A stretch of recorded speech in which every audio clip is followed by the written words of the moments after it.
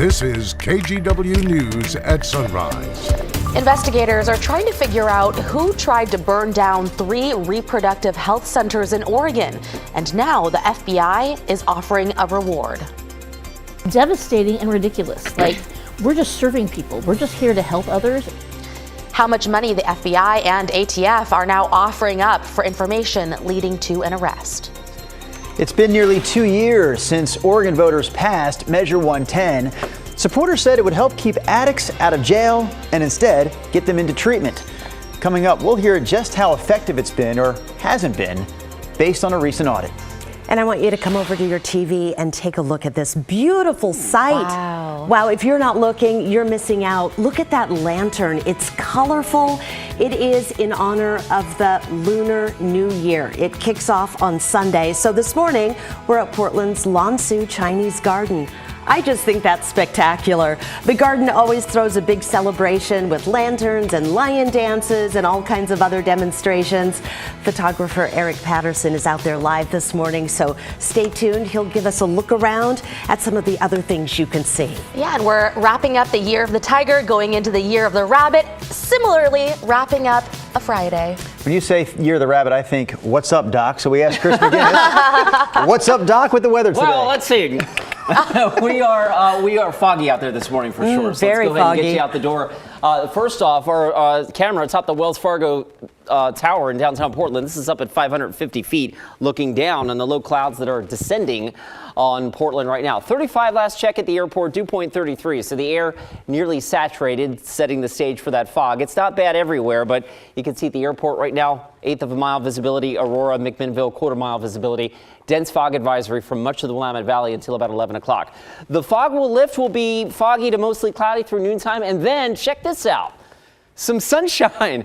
You'll need the sunglasses this afternoon with a sunset, by the way, our first sunset of 5 o'clock or later since November 5th. Your weekend forecast comes up in just a few minutes. All right, sounds good. Thank you, Chris. Breaking overnight, 2 deadly shootings in different parts of Portland. This is a live look from Southeast Taylor and 86th, where a man was killed around 2 o'clock this morning. This is the police mobile command center. Officers tell us they detained 1 person they believe to be involved in the crime. And then just about 30 minutes ago, Portland police confirming that someone was killed in another shooting that happened just before midnight. This one occurred at an apartment on Northeast 42nd and Prescott.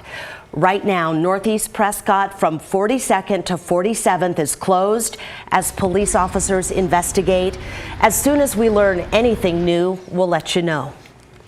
The FBI is asking for your help this morning to try to find the people who set reproductive health centers in Oregon on fire. And as an incentive, investigators are now offering a big reward. KGW's Catherine Cook has a look at all 3 cases this morning with some newly released video from one of the attacks. Vandalism, arson, threats of violence should not, cannot be acceptable in this, our shared community. An admonishment from the feds, now backed by $35,000 in reward money, $25,000 from the FBI and $10,000 from the ATF. On Thursday, they laid out 3 unsolved cases, 3 arson attacks at 3 different reproductive health centers in Oregon. First, the Oregon Right to Life building in Kaiser. On May 8th, around 10:40 p.m., police say someone threw multiple Molotov cocktails into their building on River Road. Newly released security video shows someone pulling items from the trunk of a white sedan, possibly a 2017 or 2018 Hyundai Elantra. After an explosion, you can see someone running back to the car and take off. It was disconcerting, of course, and we didn't know if there would be additional attack. Lois Anderson is executive director of Oregon Right to Life, an anti-abortion nonprofit. She's grateful damage here was minimal. Since the attack, they've increased security and hope the reward money will make a difference. Even when you disagree with someone very intensely, violence is never the answer. The attacks happened around the same time the Supreme Court overturned Roe v. Wade. Early on June 10th, police and firefighters responded to the Pregnancy Resource Center in Gresham. The building on Northwest 11th Street was engulfed in flames. Investigators found multiple Molotov cocktails on the ground under a broken kitchen window. And then, over the 4th of July weekend, a third arson attack and vandalism. This time at the Mother and Child Education Center on Northeast 41st Avenue in Portland. Someone spray painted the words, "If abortion ain't safe, neither are you, JR." It's devastating and ridiculous. Like, we're just serving people. We're just here to help others. Executive Director Maura White says someone also threw a lit flare into the building. The fire investigator just said we were lucky. It got put out. They're like, I don't know how this went out without burning. So we were really lucky. At this point, investigators aren't certain if all 3 attacks were carried out by the same person, but they're looking at all angles. Besides bringing those responsible to justice, they want to make sure they don't do this again. When we talk about this level of violence, and it is sometimes so understated or downplayed, like, well, it's just another Molotov cocktail. No, it's not. It's not at all. This is serious violence. In Northeast Portland, Catherine Cook, KGW News. Investigators in Yamhill County are waiting on a toxicology report after they found signs that someone was using fentanyl in a classroom at Willamina High School. The Yamhill County Sheriff's Office says deputies found burnt foil and pills in the classroom, and students and a deputy on scene got sick. In the meantime, we asked the medical director of the Oregon Poison Center about the risk of secondhand exposure to fentanyl. There is little to be concerned about being near someone who is using fentanyl. Generally, secondhand smoke is what it's often called, although it's not really smoke. It's like, really fentanyl vapor, but being in the same room with someone who is using fentanyl is not a concern for you to get a significant amount of fentanyl. Experts with the American College of Medical Toxicology say simply touching fentanyl is very unlikely to make you sick. Other experts say inhaling a little bit of airborne powder could lead to trouble, but again, they say that's not likely. Some of the more minor effects of fentanyl are feeling lightheaded, confused, or sleepy. It's been nearly 2 years since Oregon became the first state in the country to decriminalize small amounts of hard drugs. The goal of Measure 110 was to spend less time arresting addicts and more time treating them. So the question is it accomplishing that goal? Our Pat Doris took a look at the first audit that was supposed to answer that question last night on The Story.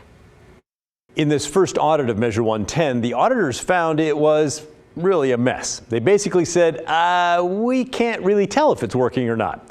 Here's Audits Director Kip Mamont.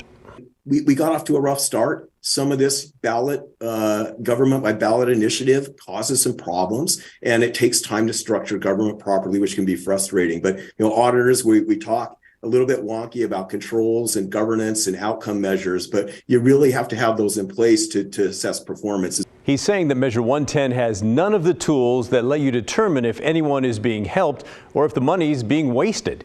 Here's what auditors did find.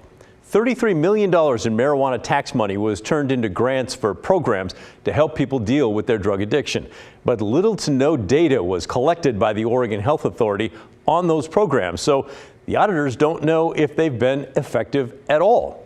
Auditors also criticized OHA for being way too hands-off with the oversight group in charge of handing out the funding. Auditors wrote the members lacked experience and made the application process too complex. The money was supposed to be distributed in 9 months, but it took more like 2 years. The auditors also looked at the special phone line set up for Measure 110.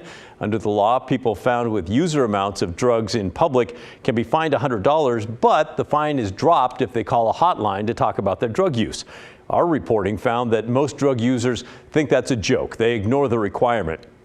The auditors backed up that finding. They found that during the first 15 months, the special hotline had a total of 119 calls with a cost of over $7,000 per call. 27 of those people actually wanted help.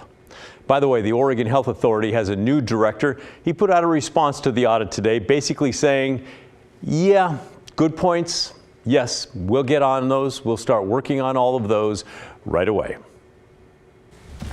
All right, that was Pat Doris reporting last night again on The Story. Let's talk about a recent audit of the Portland Trailblazers. It shows they are not playing well right now, not at all. Last night against the 76ers at the Moda Center, it was a terrible offensive display in the first half. The Blazers, in the first half last night, the Blazers scored 34 points for the half. That would be 68 points for the game if you added that up twice, right? Quarter, right? That is 34 points in the first half. I mean, bottom line here, they lost last night, 105-95. That doesn't sound too bad, right? A 10-point loss, but it was ugly, especially in the first half. And I tell you this, Christine, Brenda, and Chris, because I was at the game last night. I sacrificed sleep to watch the Blazers take on the Sixers, and I was with our colleague, executive producer here at KGW, Brandon O'Rourke, who is a big basketball fan. We couldn't believe it. We're looking at each other like, oh my gosh, they missed so many shots. And I don't want to get too deep in the woods on you, but the sharpshooters are Anthony Simons, of course, and Damian Lillard. Last night, those two from three-point land, they took 20 shots from three-point land. They made a combined 5. Oh! 5 for 20 from 3. As I went up to bed last night, actually, Jeff said, I'm going to watch the Blazers game, play in Philadelphia, and he said, they're going to get smoked. Well, Jeff was right. He stayed home on the couch. Like, again, you see a 10-point, at the end, a 10-point game doesn't look too bad. Right? Yeah. So, it was brutal in the first half. We got to get back to the Come on, Rip City. All right, give us a better weather forecast, could you please? Could you give us a better weather forecast? I can do that. How about this? It's been kind of a gray, gloomy January so far, right? We've had measurable rain 17 of the first 19 days. I've got a 7-day forecast that is mostly dry. How about that to tease your weekend weather and beyond? But before we get there, we've got fog. We've got a dense fog advisory up and down the I-5 corridor, North Oregon coast and Longview south of Eugene until 11 a.m. and with good reason. Current visibility right now, half mile at PDX, quarter mile right now in McMinnville. It's not bad everywhere, but be aware, you're going to run into this. This is the live look from our Wells Fargo sky camera. 35 last check at PDX. The beach today, brief morning fog, sunshine in the afternoon, with a high near 50 in Pacific City. That looks pretty good. Through the west end of the Columbia River Gorge, kind of foggy. Cascade Locks, Corbett, Troutdale, east end should be partly to mostly sunny. Getting out to the Columbia Basin, the fog could be a little bit of an issue. Central Oregon, partly to mostly sunny today. After a chilly start, you get into the mid-40s. Cold start in eastern Oregon. Burns is below 0, as I showed you earlier this morning. You'll get up to about 27 with some sunshine this afternoon. And up and down the I-5 corridor, temperatures gradually moderate into the mid to upper 40s this afternoon. So about 45 or so here in Portland and Corvallis, Longview 48. We hop over the Cascades again. Chilly, but a decent recovery from a cold start. All right, let's get into your weekend real quick and show you what's going on.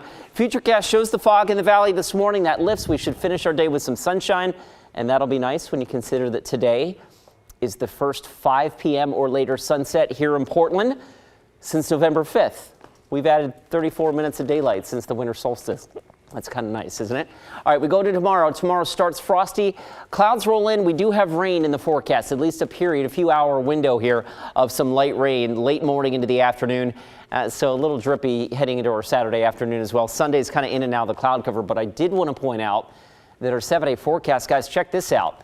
After days and days and days of rain, primarily light rain, we're going to shut off the waterworks and we're going to bring in some sunshine into our 7-day forecast. Oh, that looks good. Thanks, Chris.